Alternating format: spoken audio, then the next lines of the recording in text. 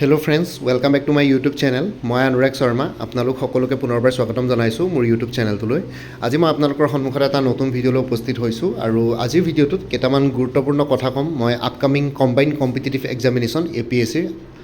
Assam public service commission Assam লোক সেৱা আয়োগৰ ঠিক আছে কম্বাইণ্ড কম্পিটিটিভ এক্সামিনেশ্যন 2025-26টো যোনটো আহিবলগীয়া আছে তাতে আপোনালোকে দেখিব APSCৰ এই কম্বাইণ্ড কম্পিটিটিভ এক্সামিনেশ্যনটোত ৰিজাৰ্ভেশ্যনৰ যোনটো পলিচি আছিল বা স্কিমছ আছিলে তাতে কিছুমান চেঞ্জেছ আহিছে। ইয়াতে দেখিছে এইটো এটা হেডলাইন হয়। ইয়াতে আহিছে Assam approves reservation of ACS and APS junior grade post for Chutia community within OBC। ঠিক আছে, আমি এতিয়া OBCৰ ৰিজাৰ্ভেশ্যনৰ পাৰ্চেণ্টেজ কিমান আছিলে সেইটো চাব লাগিব আৰু ইয়াতে চুতীয়া কমিউনিটিখিনিক ইয়াতে OBCৰ পাৰ্চেণ্টেজৰ পৰা উইদিন OBC পাৰ্চেণ্টেজ কিমান পাৰ্চেণ্ট পোষ্ট ৰিজাৰ্ভ কৰিছে ACS আৰু APS জুনিয়ৰ গ্ৰেড পোষ্টত। চ' সেইখিনি বস্তু আমি অলপ চাব লাগিব। তাৰ আগতে আমি গোটেইখিনি ডিটেইলছত যোৱাৰ আগতে মই আপোনালোকক কৈ দিছোঁ, আপোনালোকে গম পায় যে গুৱাহাটী হাইকোৰ্টৰ কেইবাটাও এক্সামছ আহি আছে। চ' গুৱাহাটী হাইকোৰ্টৰ জুডিচিয়েল এছিষ্টেণ্টৰ ফুল কোৰ্চ এভেইলেবল আছে 350ত। গুৱাহাটী হাইকোৰ্টৰ জুনিয়ৰ এডমিনিষ্ট্ৰেটিভ এছিষ্টেণ্টৰ যোনটো পৰীক্ষা আপোনালোকৰ ছানডে আছে এই পৰহিলে, তাৰ কাৰণে এটা ফুল কোৰ্চ এভেইলেবল আছে 375ত আৰু গুৱাহাটী হাইকোৰ্টৰ মাল্টিটাস্কিং ষ্টাফৰ ফুল কোৰ্চ এভেইলেবল আছে 325ত। ঠিক আছে, ইয়াৰ ভিতৰত আপোনালোকে কোৰ্চবিলাক ল'ব পাৰে। কোৰ্চ মেটেৰিয়েলছবিলাক আপোনালোকে PDF ফৰ্মেটত পাই যাব। MCQs ৱেইট আছে আৰু ইয়াতে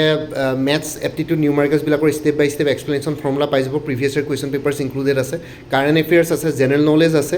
আছামিছ আছে, ইংলিছ ছেকশ্যন আছে আৰু যোনখিনি দৰকাৰ পৰে ইয়াতে গোটেইখিনি বস্তু ইয়াতে ইনক্লুডেড আছে এজ পাৰ অফিচিয়েল চিলেবাছ। কাৰণ কোনোবা যদি ইণ্টাৰেষ্টেড কেণ্ডিডেটছ আছে এইটো নম্বৰ হোৱাটছএপ কৰিব পাৰিব 9706557851 আৰু ঠিক তেনেদৰে জুডিচিয়েল এছিষ্টেণ্টৰ পৰীক্ষাটো হয়তো মাৰ্চৰ শেষৰ ফালে পাতাৰ সম্ভাৱনা বেছি আছে, প্ৰবাবিলিটি। মই অলৰেডি এটা ভিডিঅ' বনাইছিলোঁ। ঠিক আছে, এইকেইটা কোৰ্চ আপোনালোকে ল'ব পাৰে। কোনোবা যদি ইণ্টাৰেষ্টেড আছে এইটো নম্বৰ হোৱাটছএপ কৰি মোক জনাব পাৰে। এতিয়া আমি ভিডিঅ'টোৰ মেইন টপিকটোলৈ ঘূৰি গৈছোঁ। চ' ইয়াতে দেখিছে আসাম গভৰ্ণমেণ্টে এপ্ৰুভ কৰিছে ৰিজাৰ্ভেশ্যন পলিচি APS আৰু ACSত চুতীয়া কমিউনিটি উইদিন OBC কেটেগৰীৰ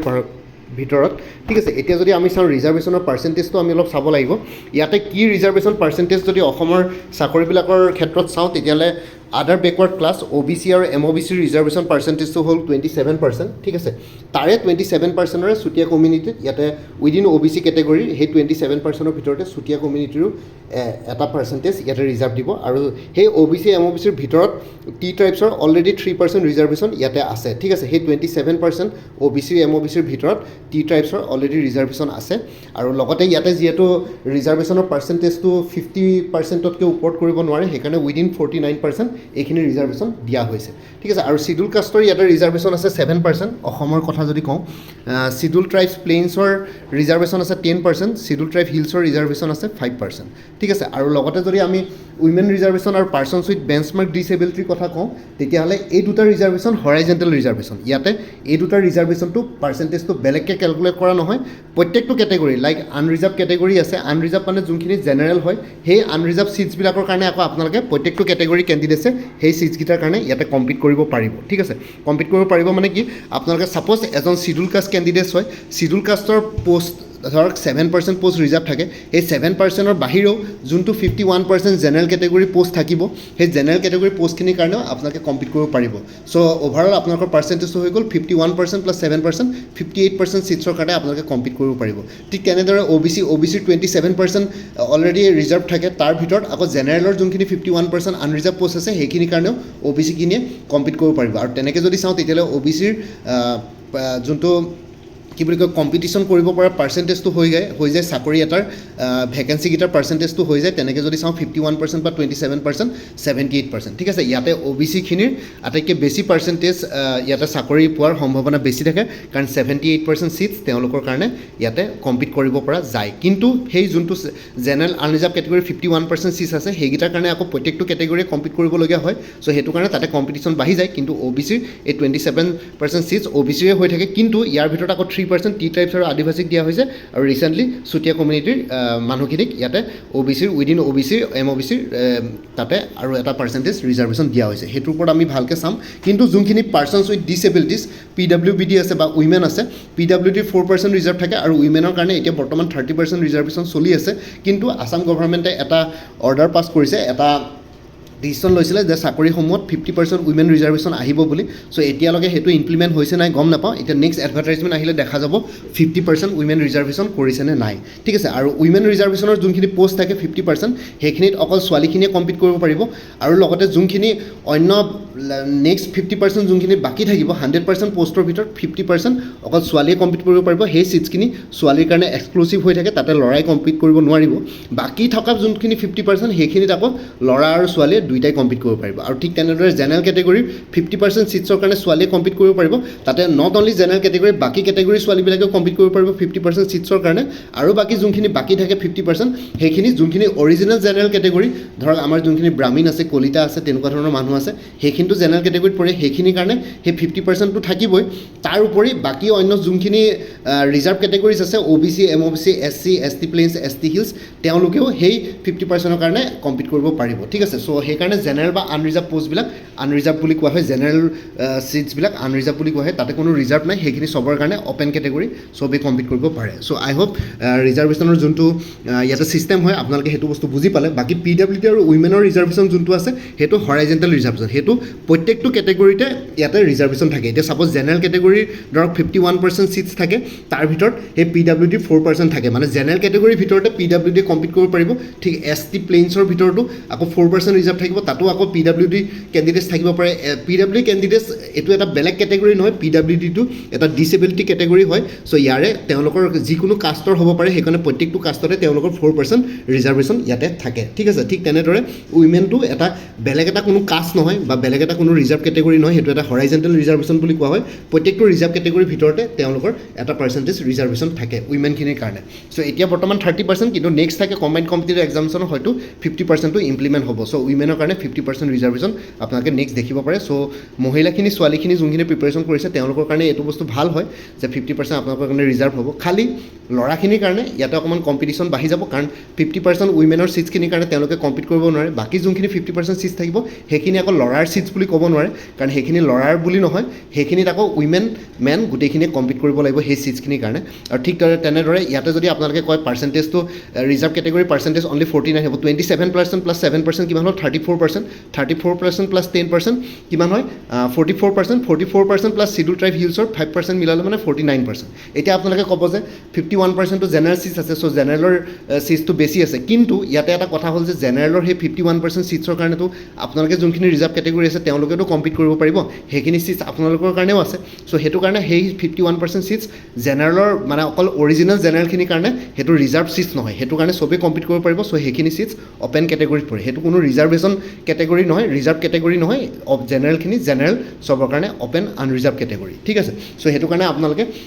সেইটোত মানে আপোনালোকে আৰ্গিউ কৰি লাভ নাই যে 51% ছিটছ তেওঁলোকৰ কাৰণে আছে 51% ছিটছ তেওঁলোকৰ কাৰণে নাই 51% ছিটছ তেওঁলোকৰ লগতে আপোনালোকৰ কাৰণেও আছে সেই 51% প্ৰত্যেকটো category OBC SC ST plains ST hills persons with disability women সেই গোটেইখিনিৰ কাৰণে সেই 51% আছে চ' সেইটো কাৰণে যোনখিনি অৰিজিনেল জেনেৰেল তেওঁলোকৰ সদায় সেইটো বস্তু আপত্তি থাকে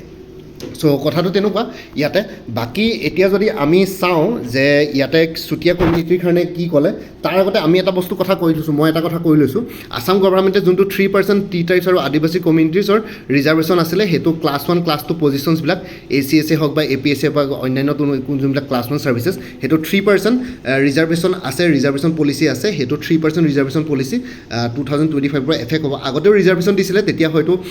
পোষ্ট কেইটামান দিছিলে 3%টো চাগে ইমপ্লিমেণ্ট কৰা নাছিলে কিন্তু 2020 পৰা শেষৰ ফালৰ পৰা উইথ ইফেক্ট ফ্ৰম লেট 2025 এই ৰিজাৰ্ভেশ্যন পলিচিটো 3% OBC কেটেগৰীৰ ভিতৰত 27%ৰ সেই 3% টি ট্ৰাইবছ আৰু আদিবাসীৰ কাৰণে ইয়াতে ৰিজাৰ্ভ থাকিব ঠিক আছে 3% টি ট্ৰাইবছ আৰু আদিবাসীৰ যাব OBCৰ ক্ষেত্ৰ OBCখিনিৰ 27%ৰ ভিতৰত তাৰ উপৰি এতিয়া নতুনকৈ যোনটো ইনিচিয়েটিভ লৈছে সেইটো দেখিছে Chutia community get reservation in ACS and APS junior grades ঠিক আছে আৰু ইয়াতে আপোনালোকে যদি ডিটেইলছত চাই মই এবাৰ দেখাই দিছোঁ to improve representation of the Chutia community in state services the cabinet agreed to consider issuing an executive order reserving 1 post is in the Assam civil service junior grade and Assam police service junior grade reservation will be applied within the OBC quota for the next 5 combined competitive examinations conducted by the Assam public service commission so' Chutia কমিউনিটিৰ ৰিপ্ৰেজেণ্টেশ্যনৰ কাৰণে এনেইতো Chutia কমিউনিটিখিনিয়ে general পোষ্টত কি বুলি কয় compete কৰিব পাৰিবই কিন্তু ইয়াতে যিহেতু তেওঁলোকক এতিয়া চিডুল ট্ৰাইব কি বুলি কয় ষ্টেটাছ দিয়া হৈছিলে আৰু লগতে সেইটো ধৰক চেণ্ট্ৰেল লেভেলৰ পৰা সেইটো কোনো এপ্ৰুভেল অহা নাই চ' সেইটো কাৰণে তেওঁলোকক আছাম গভৰ্ণমেণ্টে এটা এক্সিকিউটিভ অৰ্ডাৰ পাছ কৰিছে চ' ডেট OBC কেটেগৰীৰ ভিতৰতে আছাম চিভিল ছাৰ্ভিচ আৰু আছাম পুলিচ ছাৰ্ভিচ আৰু অন্যান্য হয়তো বাকী যোনখিনি ক্লাছ 1 ক্লাছ 2 ছাৰ্ভিচেছ আছে কম্বাইণ্ড কম্পিটিটিভ এক্সামছত তাৰ ভিতৰত এটা পোষ্ট তেওঁলোকৰ কাৰণে ৰিজাৰ্ভ থাকিব চ' ডেট তেওঁলোকে ইয়াত কম্পিট কৰিব পাৰে বাকী জেনেৰেল কেটেগৰী ছিটবিলাকৰ কাৰণে তেওঁলোকে অবভিয়াছলি কম্পিট কৰিব পাৰিব তাৰ বাহিৰেও স্পেচিয়েলি এই এটা পোষ্ট ইয়াতে ৰিজাৰ্ভ থাকিব চুতীয়া কমিটিৰ কাৰণে নেক্সট 5টা কম্বাইন কম্পিটিভ এক্সামিনেশ্যন ছাপ'জ কম্বাইন কম্পিটিভ এক্সামিনেশ্যন এইটো বছৰ হ'ব তাৰপিছত নেক্সট আৰু 4টা হ'ব চ' টোটেল 5টা কম্বাইন কম্পিটিভ এক্সামিনেশ্যনৰ কাৰণে এটা ছিট ইয়াতে ৰিজাৰ্ভ থাকিব চুতীয়া কমিটিসকলৰ কাৰণে ঠিক আছে এটা post Assam civil service Assam police service আৰু ইয়াতে অকল আসাম চিভিল ছাৰ্ভিচ আৰু আসাম পুলিচ ছাৰ্ভিচৰ কথা কৈছে হয়তো নিউজবিলাকে এনে জাষ্ট হেডলাইনৰ কাৰণে হয়তো কেতিয়াবা অলপ আধা আধুৰা ইনফৰমেশ্যন দিয়ে কিন্তু হয়তো বাকীকেইটা ছাৰ্ভিচৰ কাৰণেও ইয়াতে ৰিজাৰ্ভ থাকিব ইয়াতে অকল ACS আৰু APSৰ কথা কৈছে কিন্তু মোৰতো লাগিছে বাকী যোনখিনি ছাৰ্ভিচেছ আছে কম্বাইন কম্পিটিভ এক্সামিনেশ্যন তাতো হয়তো ৰিজাৰ্ভ থাকিব পাৰে নাজানো বাৰু এতিয়ালৈকে কোনো APSC অফিচিয়েলি কোনো তেনেকুৱা নটিফিকেশ্যন দিয়া নাই APSCৰ পৰা যদি নতুন নটিফিকেশ্যন আহে তেতিয়া গম পাম বা যেতিয়া এডভাৰটাইজমেণ্ট ওলাব কম্বাইন কম্পিটিটিভ এক্সামিনেশ্যনৰ তেতিয়া আমি সেইখিনি বস্তু গম পাম কিন্তু এইটো চুতীয়া কমিউনিটিক ৰিপ্ৰেজেণ্ট কৰিবৰ কাৰণে এইটো এটা ভাল ষ্টেপ বুলিয়ে ক'ম বাকী তেওঁলোকে বাকী অন্য জেনেৰেল পষ্টবিলাকৰ কাৰণেতো কম্পিট কৰিব পাৰিব তাৰোপৰি তেওঁলোকে এইখিনি বস্তু ৰিপ্ৰেজেণ্ট কৰিছে OBCৰ ভিতৰৰ পৰা চ' এইটো এটা ভাল ষ্টেপে বেছি দিয়া নাই মাত্ৰ এটা পোষ্ট দিছে চ' তেওঁলোকে যদি প্ৰপাৰ ইয়াতে ৰিপ্ৰেজেণ্ট হয় ঠিক আছে চ' সেইখিনিয়ে হৈ গ'ল নিউজটো এইটো হ'ল নতুন APSCৰ ৰিজাৰ্ভেশ্যন পলিচি ঠিক আছে চ' নেক্সট কম্বাইন কম্পিটিভ এক্সামিনেশ্যন কেতিয়া হ'ব পাৰে পচিবিলিটি কি আছে সেইটোৰ ওপৰত এটা ভিডিঅ' বনাইছিলোঁ আপোনালোকে এতিয়া মই এটা প্লে'লিষ্টৰ লিংক ইয়াতে দি দিম APSC CC 2025-26 এতিয়া CC এইটো বছৰ যোনটো এডভাৰটাইজমেণ্ট ওলাব সেইটো CC 2025 হ'ব ঠিক আছে 2026ত ওলোৱাটো CC 2025 হ'ব এতিয়া বৰ্তমান যোনটো ইণ্টাৰভিউ চলি আছে সেইটো চাগে ফেব্ৰুৱাৰী 2 তাৰিখলৈকে আছে সেইটোৰ ইণ্টাৰভিউ যোনটো চলি আছে সেইটো CC 2024ৰ ইণ্টাৰভিউ ছেশ্যন ইয়াতে বৰ্তমান চলি আছে APSC ঠিক আছে আৰু এতিয়া যোনটো নতুন এডভাৰটাইজমেণ্ট বা নতুন নটিফিকেশ্যন ওলাব সেইটো কম্বাইন কম্পিটিটিভ এক্সামিনেশ্যন 2025 হ'ব এনেই মই এটা প্লে'লিষ্ট ক্ৰিয়েট কৰি থোৱা আছে CC 2025-26 বুলি সেই প্লে'লিষ্টৰ লিংকটো ভিডিঅ' ডেছক্ৰিপশ্যনত দি দিম সেই প্লে'লিষ্টত গ'লে এই পৰীক্ষাটোৰ লগত জড়িত সকলো ধৰণৰ ভিডিঅ'জ পাই যাব কেনেকুৱা কি ষ্টেটাছ আছে মই গোটেইখিনি খবৰ লৈ পেলাই ভিডিঅ' বনাই থোৱা আছে আপোনালোকে চাব পাৰিব ঠিক আছে চ' এইখিনি আছিলে এইখিনি ক্লেৰিফিকেশ্যন দিলোঁ আপোনালোকে আকৌ বুজি পালে APSCৰ কম্বাইন কম্পিটিটিভ এক্সামিনেশ্যনৰ ৰিজাৰ্ভেশ্যন পলিচি কি হয় বা অসমৰ যিকোনো কি বুলি কয়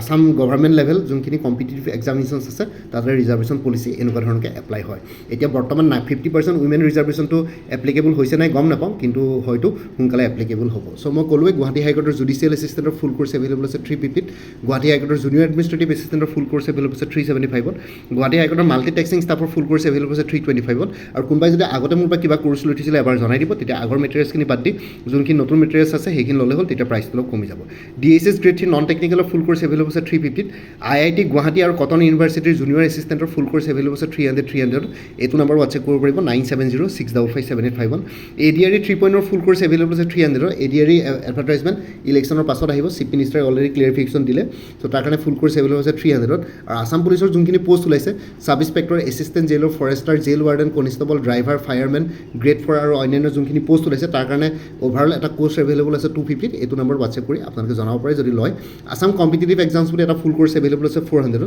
ইয়াতে অসমৰ যিকোনো competitive exams like ADRE Assam police DSS DME Guwahati high court APSCৰ ডিপাৰ্টমেণ্ট এক্সামছ সেইখিনি বস্তু কভাৰ হৈ যাব আৰু বহুতখিনি previous year question papers with answer keys ইয়াতে ইনক্লুডেড কৰা হৈছে আৰু লগতে কোৰ্চ মেটেৰিয়েলছো পাই যাব 400 ৰুপিছত APSC CDPৰ এইটো বছৰ এডভাৰটাইজমেণ্ট আহিব বুলি শুনিছোঁ চ' CDPৰ কাৰণে এটা কোৰ্চ এভেইলেবল আছে জেনেৰেল নলেজ আৰু ইংলিছৰ ওপৰত 200 এইটো নম্বৰ হোৱাটছএপ কৰিব পাৰিব 9706557851 APSC research assistant finance budget ডিপাৰ্টমেণ্টৰ ফুল কোৰ্চ এভেইলেবল আছে 300 আৰু 23খন প্ৰিভিয়াছ ইয়াৰ কুৱেশ্যন পেপাৰ্ছৰ ছেটছ এভেইলেবল আছে উইথ এনচাৰ কিজ 75 ৰুপিছত আৰু কাৰেণ্ট এফেয়াৰ্ছ আৰু exam oriented maths aptitude numericals with step by step explanation আৰু ফৰ্মুলা এনেই কোৰ্চবিলাকত ইনক্লুডেড আছে কোনোবাই যদি বেলেগকৈ ল'ব বিচাৰে 100 ৰুপিছত এভেইলেবল আছে এইটো নম্বৰত মোক হোৱাটছএপ কৰি জনাব পাৰে 9706557851 APSC ফৰেষ্ট ৰেঞ্জাৰ আৰু soil conservation ranger full course available আছে ইংলিছ আৰু জেনেৰেল নলেজৰ ওপৰত 350ত আসাম এগ্ৰিকালচাৰ ইউনিভাৰ্চিটিৰ নন টিচিং পোষ্টবিলাকৰ কাৰণে ফুল কোৰ্চ এভেইলেবল আছে 300ত APSC assistant engineer junior engineer full course available আছে জেনেৰেল ষ্টাডিজ আৰু ইংলিছ গ্ৰামাৰৰ ওপৰত 250 ৰুপিছত এইটো নম্বৰ হোৱাটছএপ কৰিব পাৰিব 9706557851 আৰু মোৰ পৰা কোৰ্চ ল'লে কাৰেণ্ট এফেয়াৰ্ছবিলাক লাইফ টাইম পাই থাকিব তাৰ কাৰণে কোনো ফাৰ্ডাৰ পে'মেণ্ট কৰিব নালাগে প্ৰত্যেক মাহৰ বিগিনিং বা ষ্টাৰ্টিঙত এটা ৰিমাইণ্ডাৰ মেছেজ দিলে হ'ল যে প্ৰিভিয়াছ মান্থ বা লাষ্ট মান্থৰ কাৰেণ্ট এফেয়াৰ্ছ লাগে মই লগে লগে আপোনাৰ সৈতে শ্বেয়াৰ কৰি দিম কোনোবা যদি ইণ্টাৰেষ্টেড কেণ্ডিডেটছ আছে এইটো নম্বৰ হোৱাটছএপ কৰি জনাব 9706557851 আপোনালোকক কোনটো কোৰ্চ লাগে কোৰ্চৰ কণ্টেক্টখিনি শ্বেয়াৰ কৰিম লগতে পে'মেণ্টৰ লিংক দিম পে'মেণ্ট কৰাৰ লগে লগে গোটেই কোৰ্চটো নিজৰ হোৱাটছএপত PDF ফৰ্মেটত পাই যাব আৰু ইয়াতে যোনটো হোৱাটছএপ নম্বৰ দি আছে সেইটো অনুগ্ৰহ কৰি কল নকৰিব এইটো জাষ্ট হোৱাটছএপ মেছেজৰ কাৰণে এভেইলেবল কলৰ কাৰণে এভেইলেবল নহয় বাকী আগতে যদি কোনোবাই মোৰ পৰা কিবা কোৰ্চ লৈ থৈছিলে এবাৰ জনাই দিব তেতিয়া আগৰ মেটেৰিয়েলছখিনি বাদ দি যোনখিনি নতুন মেটেৰিয়েলছ লাগিব সেইখিনি ল'লে হ'ল তেতিয়া প্ৰাইচটো অলপ কমি যাব বাকী ভিডিঅ' ডেছক্ৰিপশ্যন আৰু কমেণ্ট ছেকশ্যন চেক কৰক তাতে কোৰ্চখিনিৰ কথা আৰু এবাৰ উল্লেখ কৰি দিয়া আছে লগতে মোৰ আৰু এটা চেনেল আছে অসম IQ বুলি সেই চেনেলটোৰ লিংকটো ভিডিঅ' ডেছক্ৰিপশ্যনত শ্বেয়াৰ কৰিছোঁ আপোনালোকে সেইটো চেনেলো ছাবস্ক্ৰাইব কৰিব পাৰিব চ' ভৱিষ্যতলৈ এনেকুৱা ধৰণৰ কম্পিটিটিভ এক্সামছবিলাক দিয়াৰ ক্ষেত্ৰত আৰু অলপ এক্সট্ৰা গাইডেঞ্চ পাই যায় বাকী APSC CCE 2025-26 বুলি এটা প্লেলিষ্ট ক্ৰিয়েট কৰি থোৱা আছে সেই প্লেলিষ্টৰ লিংকটো ভিডিঅ' ডেছক্ৰিপশ্যনত দিয়া আছে আপোনালোকে সেই প্লেলিষ্টত গ'লে এই পৰীক্ষাটোৰ লগত জড়িত সকলো ধৰণৰ ভিডিঅ'ছ পাই যাব বাকী মোৰ ভিডিঅ'ছবোৰ চাই যদি ভাল পায় মোৰ চেনেলটো ছাবস্ক্ৰাইব কৰি ল'ব আৰু লগতে আপোনালোকৰ যিমানখিনি ফেমিলি ফ্ৰেণ্ডছ ৰিলেটিভছ আৰু চিনাকি এক্সপিৰিয়েঞ্চ আছে তেওঁলোকৰ লগত মোৰ চেনেলটো শ্বেয়াৰ কৰিব লগতে কমেণ্ট ছেকশ্যনত জনাব কিবা যদি কুৱেশ্যন থাকে ডাউট থাকে মই নিশ্চয় আপোনালোকৰ কুৱেশ্যনছ আৰু ডাউটছবিলাকৰ ৰিপ্লাই দিবলৈ চেষ্টা কৰিম বাকী আজিৰ ভিডিঅ'টো ইমানতে সমাপ্ত কৰি আপোনালোক সকলোৰ পৰা বিদায় ল'লোঁ কাইলৈ পুনৰ এটা নতুন ভিডিঅ' লৈ আপোনালোকৰ সন্মুখত উপস্থিত হ'ম তেওঁলোকে ভালকৈ প্ৰিপেৰেশ্যন কৰি থাকক সকলোৱে অল দি বেষ্ট থাকিলে bye and take care friends Bharat Mata কি জয় জয় আই অসম